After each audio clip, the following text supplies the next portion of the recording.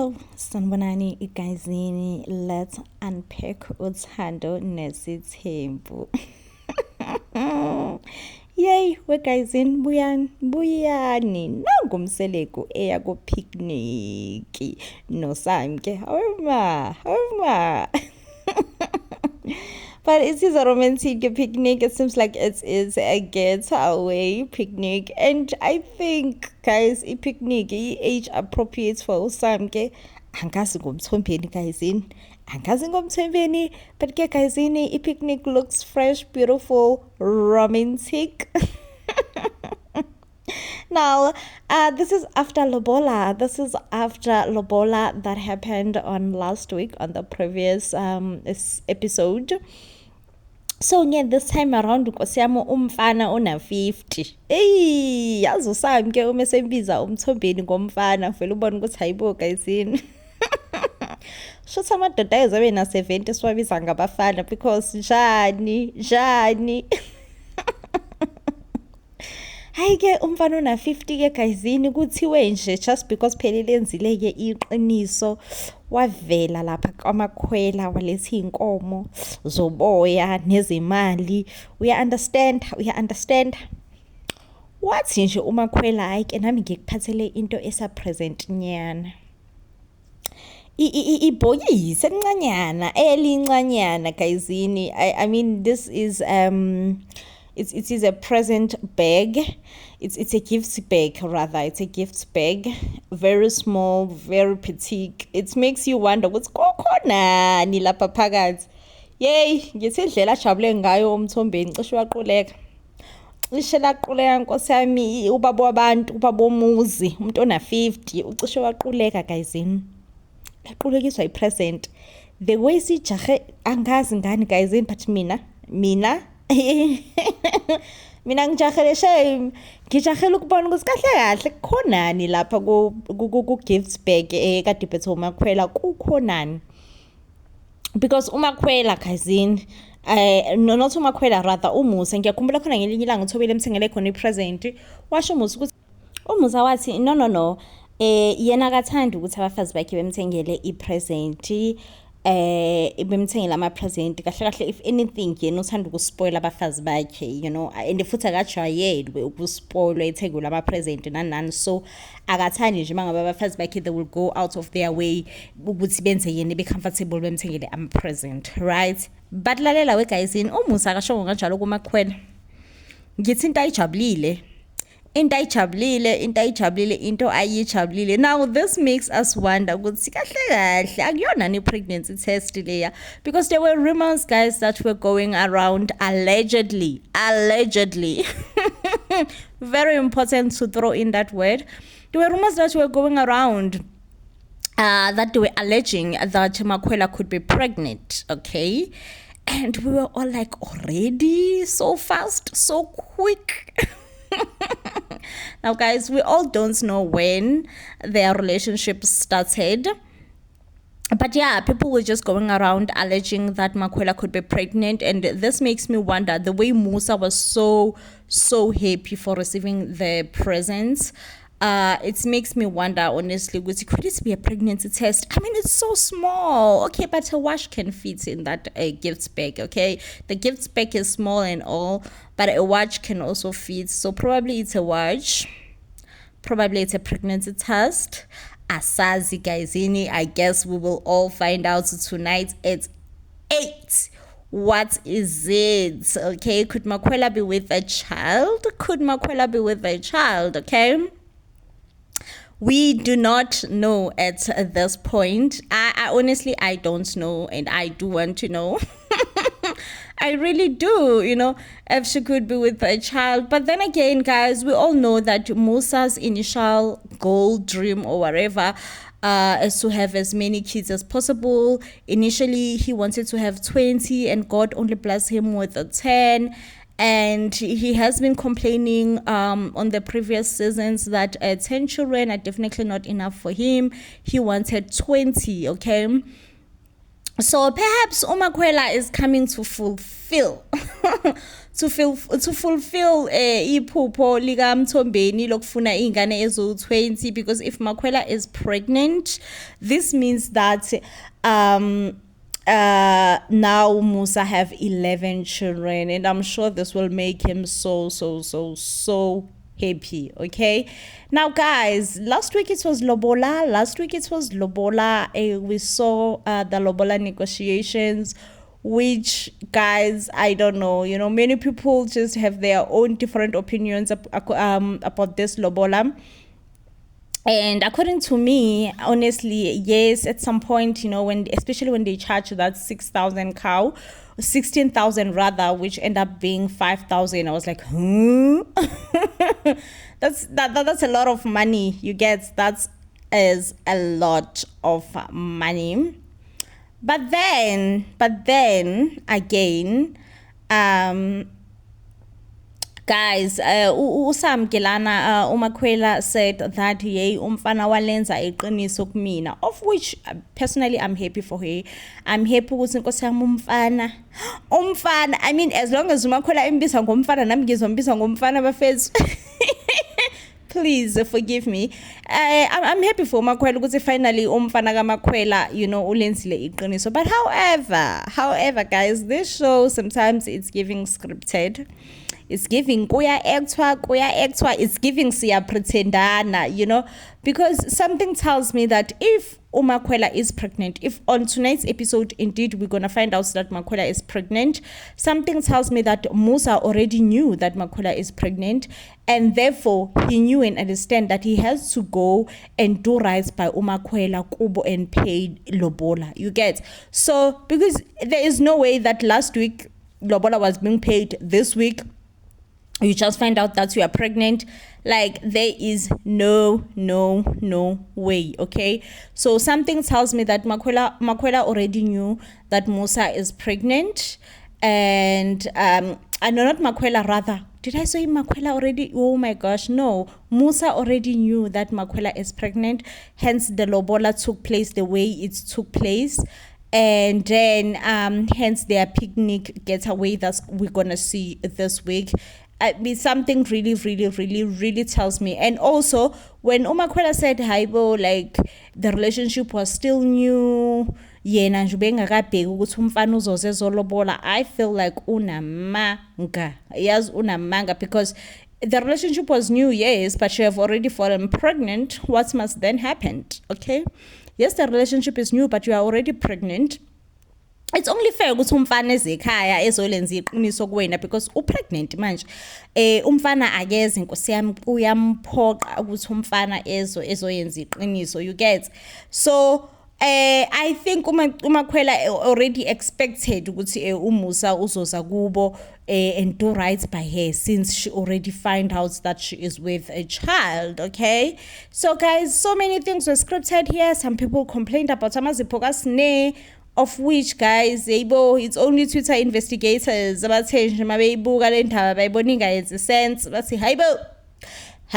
So guys, I am also now, I mean, yes, it's a reality TV show, but it's have, I'm a script, man. It's directed. It's have so many things in it to make it make sense, because also just within just the pregnancy, Makwela, if indeed she is pregnant, guys, these are huge allegations.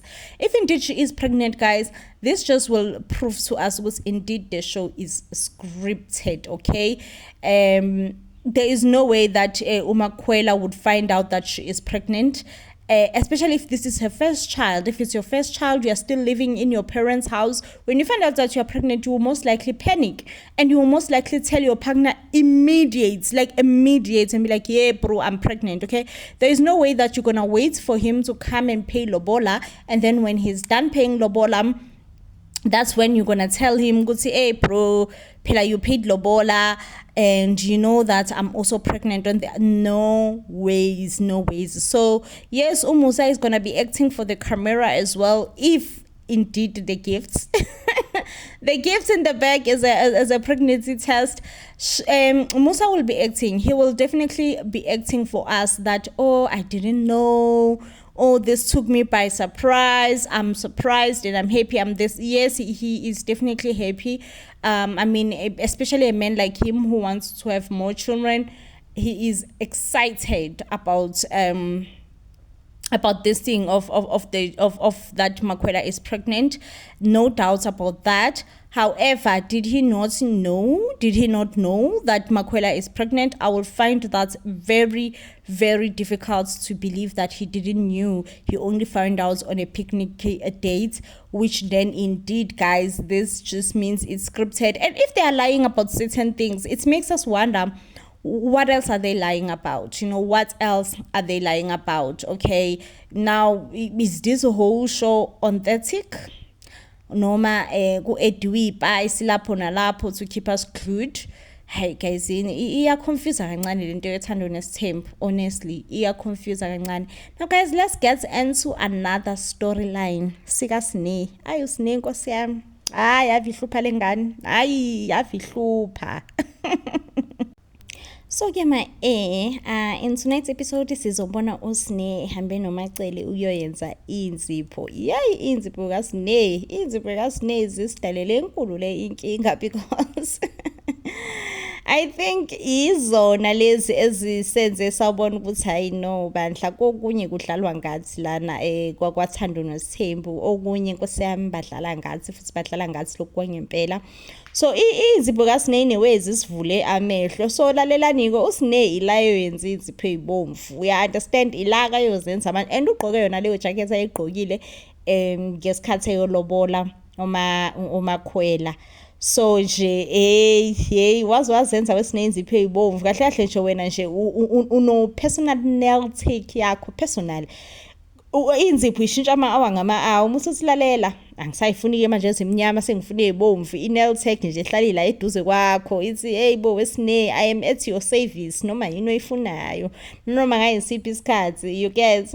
So guys, uSine whilst she's with uMacele lana and they are doing their nails, uMacele uyambuza ke lana, and I think guys uMacele umbuza uSine nge-upcoming trip le kade khulunywa umusa ukuthi hayibo kumele kuyiwe tripini ezomndeni, and other wives ke ba-expressile Nkosi yami ukuthi hayi bona abayishayi nje ngokuye-tripini, abathandi futhi ukuye-tripini, noMacele ke naye was one of those wives or expressile ukuthi indaba yokuye tripini yena akayingeni, you get.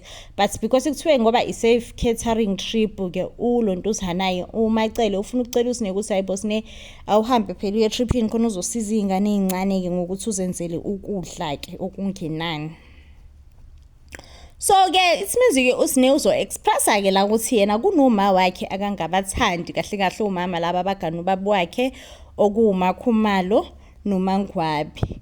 It seems like uMacele uyambuza ke kahle hle ulontuzana uSine ufuna ukwazi ukuthi hayibo Sine kodwa ngempela indaba uthi awubathandi ngoba phela bazile kuwena bazendodeni yabo kahle kahle nje wena nabo anihlangani kangako ke kodwa into siyenza ukuthi uthi awubathandi ngaleyo ndlela kahle kahle yini. Hayi uSine uyasimaintaina ke statement sakhe sokuthi nje yena vele nje akanendaba.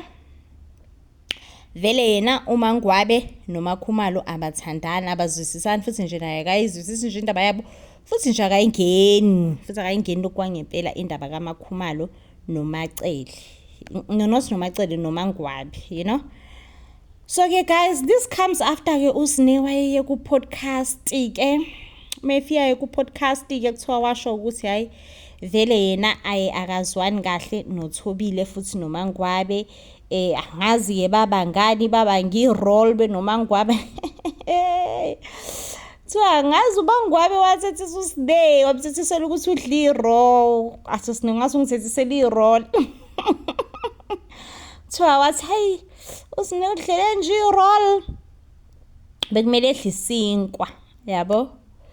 Hayi ke kuthiwa ke uSine indaba ye-role ke ayemphathanga kahle. Kodwa guys vele yazi emndenini emkhulu ekanjalo isikhathi esiningi vele kuyaxatshwana Nkosi yami, like ku-expectiwe ukuthi vele kuhlale kunyathelwane kuxatshwane kuba ngiyinto ezincane kanjalo because umndeni mkhulu guys kunzima phela ukumanage I'm sorry guys, I got cut off. I was saying that kunzima ngempela ukuthi umanage umndeni omkhulu ongangokamusa Mseleko omkhulu uLontusana umuzi nomndeni, you know. So ke guys, it seems like uMakhumalo ke benomangwabe ayibaphathanga ke kahle indaba yokuthi uSneh wayesebathathe basa kuma podcast eyokhuluma ngabo ukuthi akabathandi, you know. So it seems like as a family le ndaba yokuthi uSneh waya ku podcast nani they have never ironed it out, they have never hashed it out, you know, because there was also a scene whereby uLontusana kuMusa wahamba kwayobona uSneh because wayesezwile indaba ye podcast nani oyake uyahamba ke lana uyobuza uSneh uthi hayibo Sneh indaba yakho ukuthi ubuka podcast nani vele ikhamba lapha indaba yakho yakwa podcast, you know.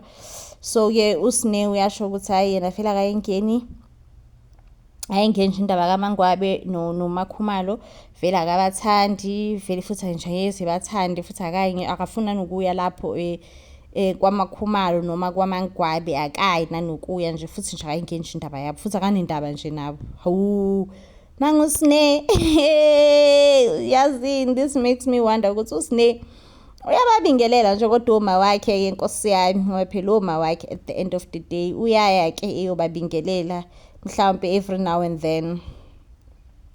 Ayike guys, uma celelana ke naye uyazama Nkosi yami to talk some sense kuSneh ukuthi hayibo Sneh mhlawumbe ucabanga ukuthi waba wrong yini ngendaba yakho, athi nje uSneh yena nje akahlangene nabo akabathandi, you know. So ke uma celelana futhi uyazama ngokusho ukuthi no Sneh at the end of the day abazile kuwena futhi akubona bakho noma wena ungabathandi vele akubona bakho futhi vele akumelanga bathande kuwe ngoba vele abazile kuwena base kubaba wakho kumele bethande ubaba wakho, you know. So uSneh ke I think ubezama la ukusho ukuthi izathu zakhe nama reasons akhe yenza ukuthi ethi yena akayi ku family trip, it's because akafuni ukuhlangana noMangwabe noMakhumalo lapha ku family trip, yabo into akangayifuni leyo. So I think more than anything uSneh bezama ukusichazela ukuthi nje no mina into enza ukuthi ngingayi ku family trip ukuthi angifuni ukuthi manje sengihlala noMakhumalo noMangwabe ke sekumele manje sikhulumisane ngenkani sibe vele singajwayelene ngaleyo ndlela futhi asibona ngisho nabangani ke, you get. Haye uma celelana kusiyambuza kuSneh ukuthi hayibo weSneh why ku podcast wafika wakhuluma ngendaba yokuthi uma wakho ushonile. So it seems like uma kaSneh igama lakhe kwakuMpumi naye into uma kaSneh ke uSneh washo Nkosi yami ukuthi umama yakhe washona kabuhlungu ngesandla somuntu, it seems like she was stabbed, okay. And uma kwaziwe kanjalo Nkosi yami uma kaSneh kuthiwa watholakala after some days, and akukho mnandi guys, not to say ukhona indlela emnandi umuntu akangashona ngayo, vele ayikho indlela emnandi ukuthi umuntu angashona ngayo, but sometimes if it's natural cause, you know, ugulile sakubona ukuthi I know uyagula awusindi washona, I don't know, it gives you some sort of closure. But if ushone ngendlela nje unkind guys ngesandla somuntu nakhona watholakala some days after nani nje kuba isilonda, and guys let's not forget ukuthi uSneh washona lo mama wakhe emncane, you know, emncane, and eshona lo mama wakhe nje emncane. I wouldn't say ukuthi uMusa wayemnakile kangako uSneh Nkosi yami guys, because uMusa at the time naye mhlawumbe wayinaka ukuthi kusabele akhe isithembu sakhe enza abafazi bakhe bezwane, because it seems like abafazi laba bebengazwana even namanje nje it seems like bebe pretendana kodwa uSneh bafowethu sesibane siyamgxeka nje yena uyasitshela indaba eziserious zalapha kubo ukuthi kuyapretendwana uyasitshela shame. So uma cela kuyasho la ukuthi no Sneh ungaphindeki mhlambe usho ukuthi uma wakho washona ngomuntu noma ngesandla somuntu, because at the end of the day sisesithenjini. So since sisesithenjini kanjena wena uma ufika ukuthi uma wakho washona ngesandla somuntu kusho ukuthi khona umuntu osumsuspect, and kuba ngathi ke ngoba sesisithenjini sekumele sisuspectane ukuthi hayibo kwenzakalani kuma kaSneh nani. Hayi uSneh angazi yena umzwile nomacela umemtshela ukuthi engaphinde so kanjalo noma kamzwanga, kodwa nje into engiyaziyo ukuthi uSneh uyamaintain ngempela ukuthi yena akanandaba akanankinga ushibaze nje uSneh akanankinga nokuthanda noma nokuzwana noMakhumalo noMangwabe, futhi nje uyamaintain ukuthi Nkosi yami bandla asithandani futhi angesize sithandane futhi nje it is what it is. Yeah, guys, in esakamsele kugelezo engeniphathele zona ziyashisa be. One thing about them Selekus, they entertain us, guys. Yes, the show is starting to be a bit toxic because yay, kunzima every week. Kuphuma igaxa after igaxa, but we are entertained. We are well entertained. Kesana lalela. Why we are not in short of entertainment. Hey, entertainekile kakhulu. Anyway, guys, this definitely does bring me to the end of the review. If you do love and enjoy our reviews, I will see you in the next one when, of course, I am bringing you more reviews. Till then, please do stay blessed and I love you.